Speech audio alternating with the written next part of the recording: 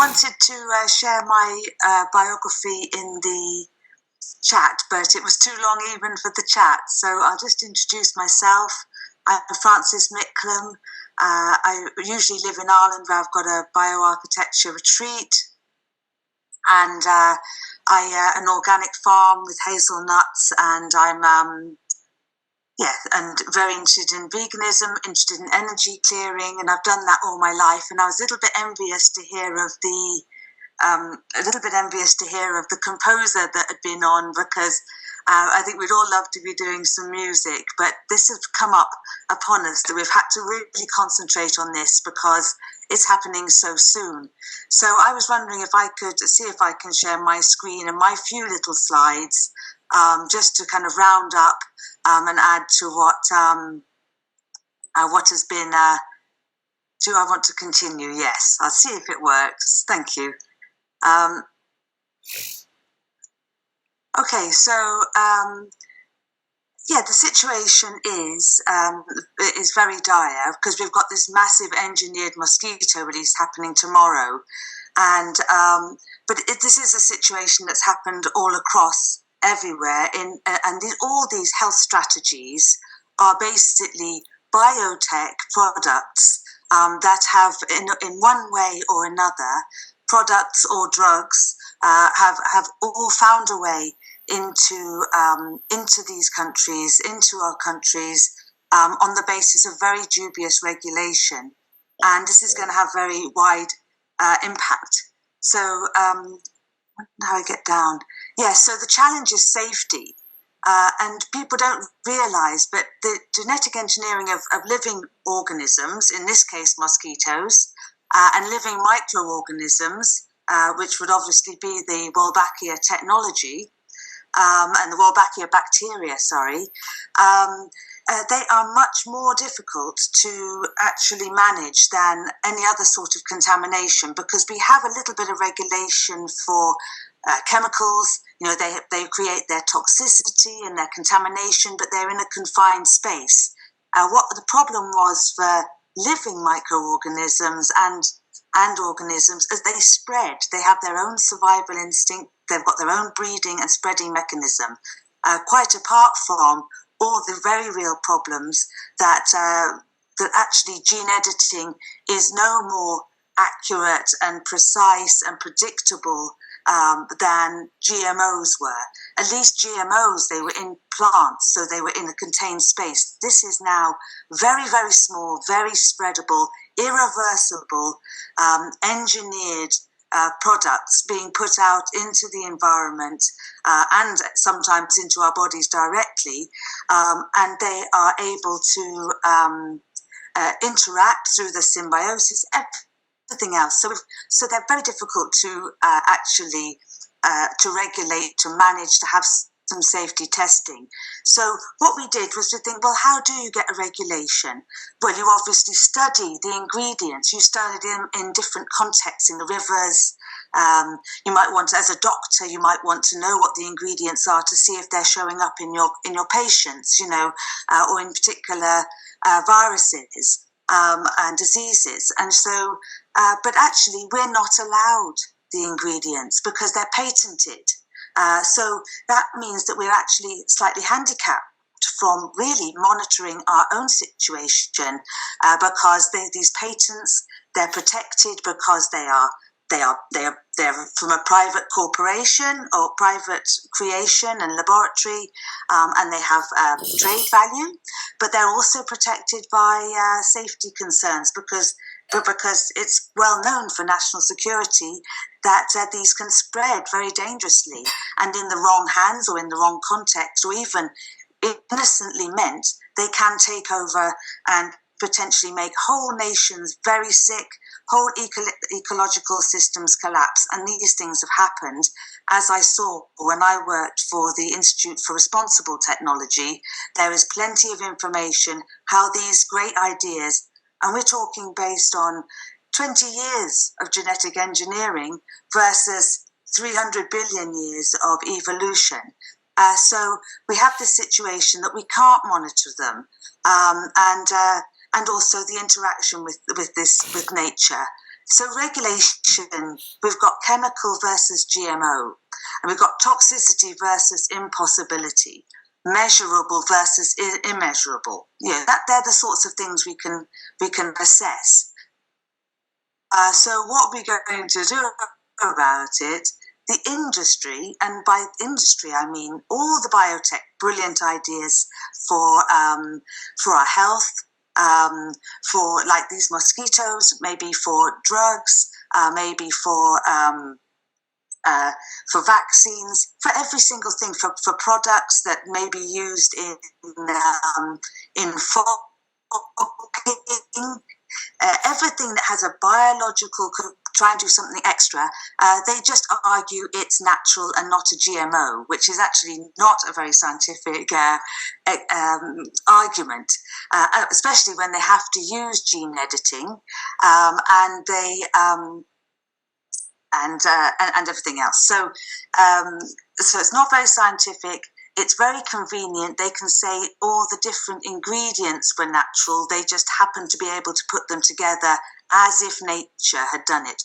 We have plenty in Indonesia, in all of Asia. There are plenty of brilliant minds who understand how this could not have happened in nature, and yet it is justified on these very tenuous health grounds, very tenuous climate action grounds, and they are so dangerous. So what their solution is, let's just gain an exemption from all external independent or government oversight. You can imagine that if you create something, you don't know how to actually measure what it's going to do, so you claim it's natural, and then no one else is allowed to test it, because of course they'd have to have the actual gene sequence to test it. So it's so dangerous. And then so government oversight means that every government in the world is like, okay, gene editing I think is okay, it's different from GMO, and everyone has accepted that now. So well, apart from us. And so we actually have a very serious situation on our hands, because I want to finish with a call to action. I'd love everybody to help us refuse this mosquito release in Indonesia. There's not just one, it's happening all over the place, several tomorrow, unless we absolutely stop it. But then, even within that, to really not let it go just on a basic level. There's a bit of opposition to it that people don't really understand. We want to say we do want to understand. We want to understand fully before and something like this happens again. So to people to embrace the science, doctors and scientists, everyone to come forward and unite with us to use this case of Bali and to raise all these unanswered health concerns by all these industries. Because very, very soon, and we're talking only 2 weeks from now, every nation in the world, 150 something or more, have all agreed to the World Health Organization amendments. And there is a cooling off period, but that ends in December. After that, it will be 2 years before countries can extricate themselves. And remember, these amendments and this treaty is going to be legally binding to all governments. And what that actually means is it might be illegal to withdraw, first of all, but worse than that, the World Health Organization, who aren't elected, are going to be able to decide how governments spend their budgets, how governments, all the health strategies, how they're to be implemented, who's to buy them, and whether to mandate them. And all of them are going to be tested on this non-existent regulation, possibly on an experimental permit. But all of them without due diligence, because we need obviously due diligence of the financial, because there's this non-profit front and then this for-profit huge industries behind. So we need that, and we need it basically if we don't take action collectively and just say, there are products and drugs and strategies, they're going to be imposed on us without regulation. They won't even have to tell us. At least right now, there are planning regulations in everybody's country hopefully all of our countries, that say you can't just do this without a planning committee, without an agreement, without everybody knowing and some consensus. So we've got this choice now to stop this. We have to say we want to hold on to those independent choices as nations. Otherwise, we're going to be in trouble. And what I thought would be a very good idea is, as everything is going out on an experimental permit, we could say, as a collective, and maybe lead the way for other countries in Europe and everywhere else to follow suit, is to say, we don't want to take this up at the moment. We'd like to be the control group for this World Health Management Strategy. We'd like to honour our own wisdom, and we're going to, instead of trying to regulate the situation, the different products and the different strategies, and understand whether they are safe or useful or not, we want to just say no. We're going to not accept money. We're not going to accept political control over our medical choices, our growing, our food, and try and recover our own authenticity and integrity of our own traditions. And every country here absolutely has some amazing traditions and own medicine of their own. And then, instead of just saying we are hopeless on our own, we're a little bit not as wealthy as other countries, etc., we're going to say no. We're going to document, as any proper control group does, we're going to document how well we do in health, how well we do in agriculture, in conservation, biodiversity, all those sustainability goals that we've promised to try and rise to, reducing plastic, managing our waste, not creating more. I mean, we've got such a huge opportunity here. It is exciting, but it takes action in the next 2 weeks. So please, everybody.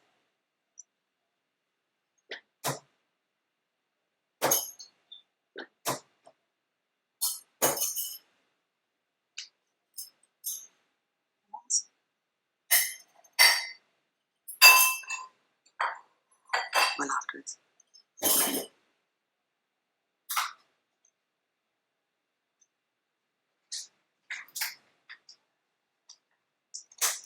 Wow, Francis and Dr. Michael Northcote and Professor, I'm trying to breathe through all this. I knew that of the mosquito program, but it seems so far away with this GMO, like robot mosquitoes, and it's right here in my homeland, because I consider Bali my home. I live there too.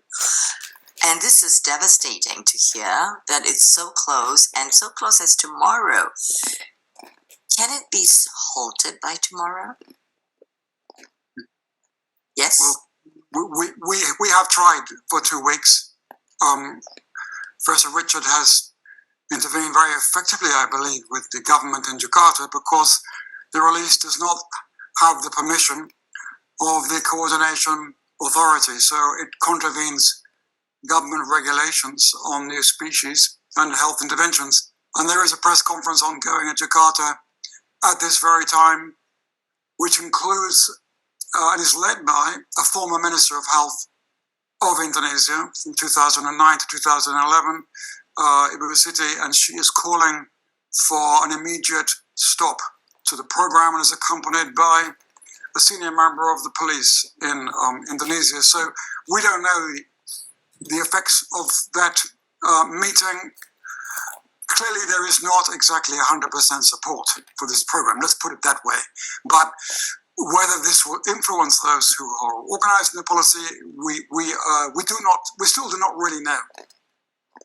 My goodness! And are we reaching out to the military, to the generals? Yes. Can I just ask, is Richard still on for a proper update? No, Yes, I'm wondering if he could be brought on. I was wondering where he was. Professor Richard. I think he left the room earlier. Oh, he left? Yeah. Okay. Would he be coming back? Can we just message him and see if he's back, please? That's perfect. I will add what I gathered from the meeting yesterday when the press conference was promised today.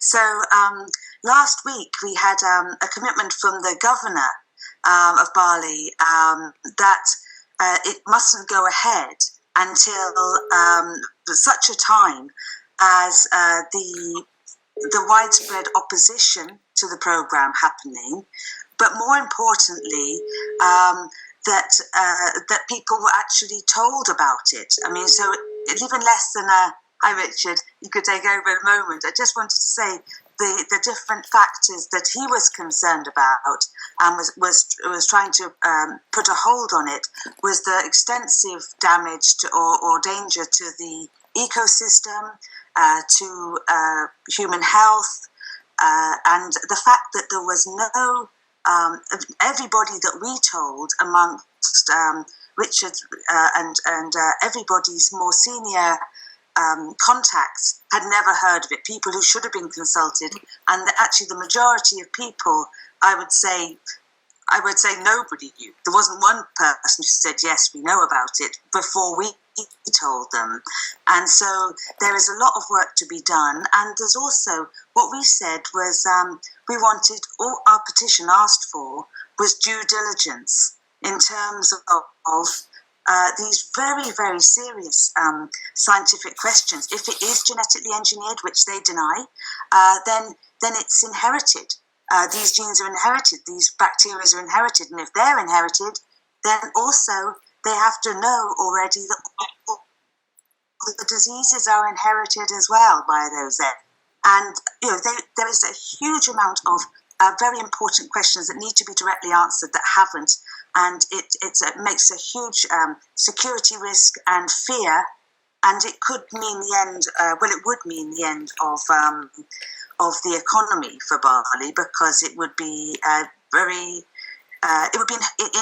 uninhabitable for anybody, especially trying to live there. Oh my goodness! And I'm very familiar with the Subak system, of course, and definitely all the caste of the priests must be consulted as well, and the military, because they can do something if they can. And I will endeavor with the connections after this. I've already instructed our IT to extract this panel to be sent to WCH in the UK to be disseminated. Yes, as much as possible. I wish I'd known this earlier. We did. So we'll do as much as we can on this end, and then also with more connections with perhaps the military that can put a stop to it. And that will be we'll see. To everybody in Asia, because Yogyakarta is not famous enough. The World Mosquito Program, I believe, has chosen Bali because it's the #1 tourist destination in the world. And I believe that is why, despite the fact that it isn't even in the Ministry of Health project for Indonesia, Bali suddenly appears in 2022-3 as the new poster child for the whole World Mosquito Program project. I'm personally convinced the Bill and Melinda Gates Foundation are extremely good at marketing. And this, I believe, the reason for the focus on Bali has nothing to do with health. 10 deaths at most last year from hemorrhagic dengue fever in Bali does not require $1 billion of public investment in genetically engineered mosquitoes to put right. Yes, exactly. And as Dr. Rico Santos said, that it is very populated with tourists. So if they are infected with that, they spread it out to the rest of the world as is possibly intended through the blood. Dr. Maravik, yes? That's the intention. Dr. Maravik, please. First of all, thank you so much for that information. It's very vital that everyone knows about this or learns about this. My question is, if you're able to stop it on papers, I'm saying that because how can we be assured that if they say, okay, we're not going to release it, do you trust them that they're not going to release it? That's number one. Number two, if just in case that they release it, what do we do? What do we do with that? I can answer that. I don't trust these people. I don't trust these people. They already lie that it's not genetically modified when in fact it is. That's the only reason why they're doing it like that, because it's GMO.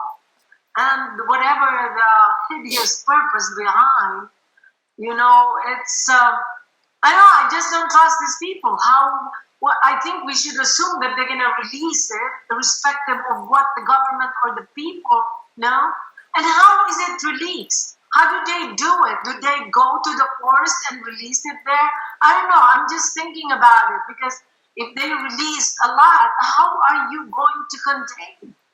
I mean, something like that. And the other question also that I have is, how long do we have an information how long these mosquitoes survive? Because I know the regular mosquitoes, if I'm not mistaken, I don't know, they have a life cycle, and especially if they don't feed, the most that they can survive is, I think, 3 weeks. Like here in Florida, I know that they don't survive very long, because I used to live really close to the lake, and they would come, and then the next day I see them on the floor, on the ground, and they're all dead. I hope that's the case. No, I'm just saying that. Francis and Michael, will you permit me to speak? Ladies and gentlemen, in Indonesia today, there is a group gathering by the military, by the intelligence. They are opposed with this. So, as an Indonesian, I beg you to support this. Because if we lose, then it will be spread all over Asia and all the world. Don't be ignorant. This is a well-planned program by people that want to manipulate the people that they say is not useful.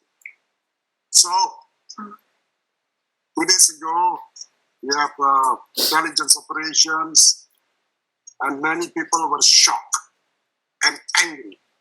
All the generals are angry.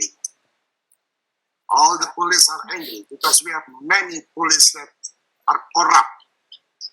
Yes. Francis and me, we personally have seen the governor by himself. And he said he's going to stop, but he never make announcement. So I also feel suspicious with him. The police after the police saying yes, yes, yes, but don't stop it. That's why last night we have, I may be endangering myself to say like this, but for the sake of people in Bali. Today there is a big conference at the same time, and if they still continue, I think this country will be divided in two. So, before it happens in your country, please spread the news as quick as possible and put the international pressure, because the corruption, the pollution, they don't care about this. I'm a civil servant. I'm engineering myself to say like this.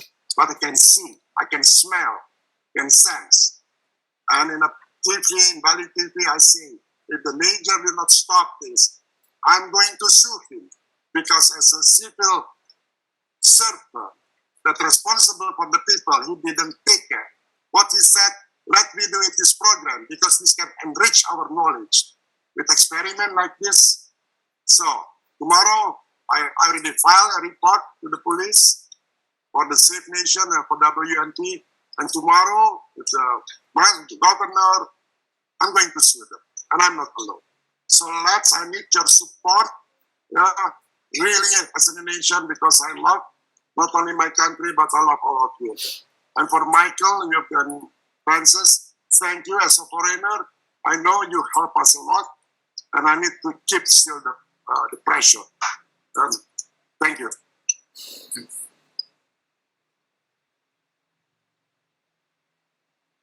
I have spoken in University of Gajah Mada about this program.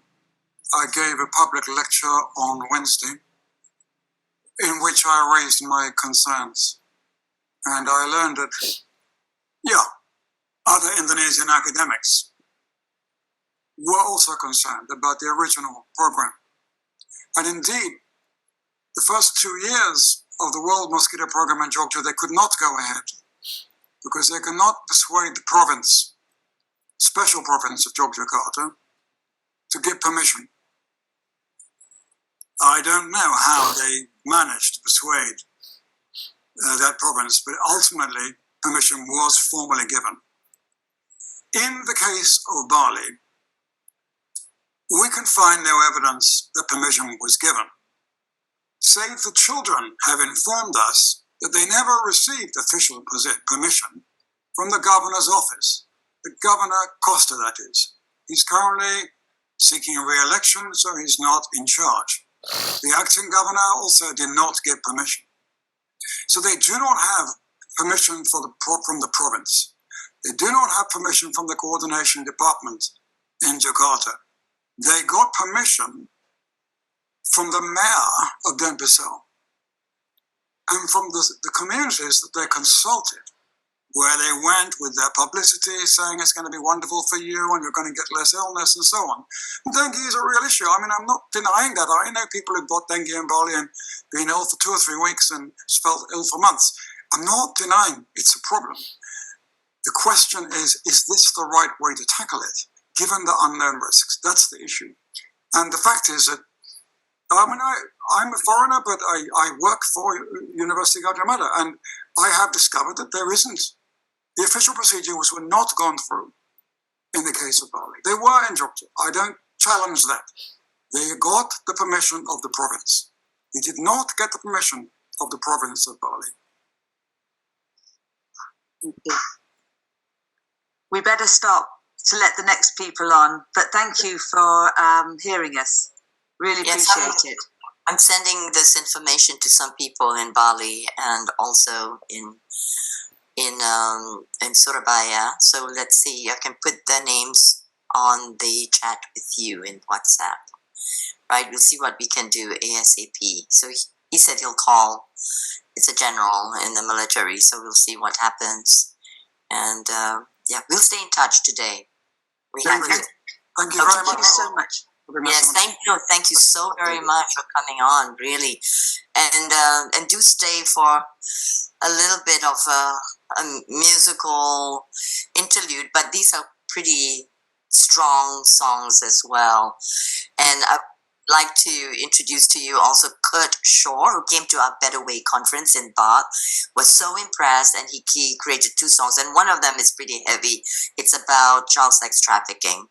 So do stay on and do listen. This is the very last hour of our 3-day symposium with my incredible sister co-host, co-organizer, Dr. Maravik. And we have everything on Rumble. So in between this very, very important, timely project, if you have time to come on later. But be assured that we will be sending out the information as much as possible. So we're bringing out this clip, first of all, and sending it to WCH. So you're all part of WCH Indonesia.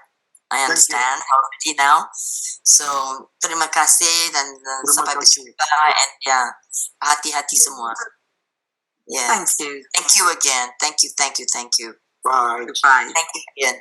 Stay online and then just listen. And then Kurt, we would love to invite you